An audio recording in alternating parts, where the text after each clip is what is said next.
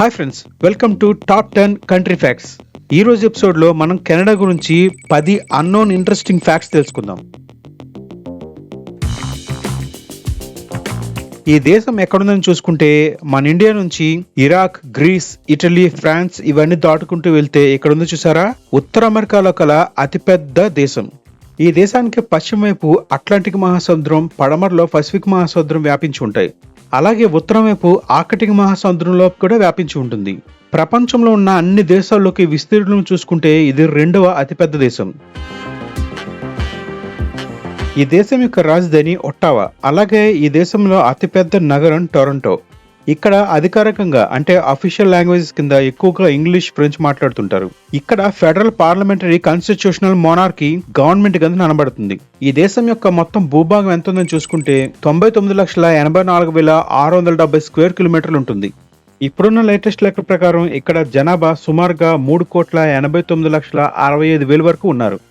Canadian dollar ని ఈ దేశంలో కరెన్సీ కింద వాడుతుంటారు. ఒక కెనడియన్ డాలర్ మన దేశంలో కరెన్సీతో ఈక్వల్ గా చూసుకుంటే ₹61.87 ఉంది. ఇప్పుడు ఇక్కడ చూస్తున్నారు కదా, ఇదే ఈ దేశం యొక్క జాతీయ జెండా. మన దేశం నుంచి చాలా మంది ఈ దేశానికి మధ్యన చదవడానికి, అలాగే ఉద్యోగం చేయడానికి, స్థిరపడడానికి కూడా వెళ్ళిపోతున్నారు. ప్రపంచ దేశం నుంచి ఎన్నో లక్షల మంది టూరిస్టులు ఈ దేశానికి ప్రతి సంవత్సరం కోకొలలుగా వస్తుంటారు. ఇక్కడ చూస్తున్నారు కదా, వీటిని బేవర్స్ అంటారు. ఇవి ఎలకలు, పందికొక్కుల కంటే కొంచెం పెద్దదిగా ఉంటాయి. 1975 నుంచి ఈ దేశం యొక్క నేషనల్ యానిమల్ కింద ఈ బేవర్స్ ని పెట్టారు. ఈ దేశంలో చాలా ప్రాంతాల్లో ఎక్కడికి వెళ్ళినా ఇవి ఎక్కువగా కనిపిస్తుంటాయి. చాలా హాలీవుడ్ మూవీస్ లో కూడా వీటితో ఎన్నో యాక్షన్ సీన్స్ మీకు కనిపిస్తుంటాయి.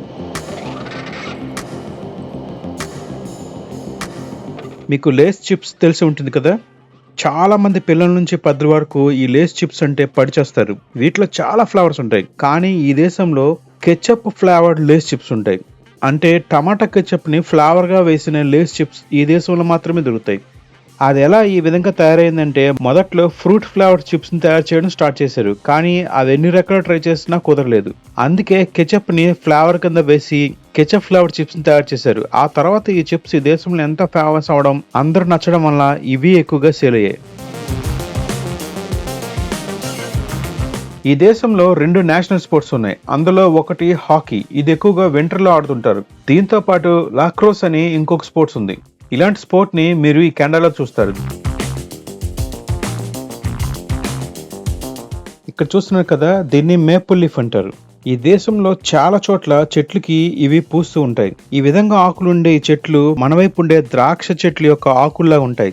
ఇవి ఇక్కడ ఎంతో ఫేమస్. ఈ దేశం యొక్క జాతీయ జెండాలో కూడా వీటిని యాడ్ చేస్తుంటారు. దీని కలర్ నే ఇక్కడ జాతీయ జెండాలో కూడా యూజ్ చేస్తుంటారు. 18వ సంవత్సరంలో దీని అఫీషియల్ ఎంబ్లమ్ గా కూడా డిసైడ్ చేశారు.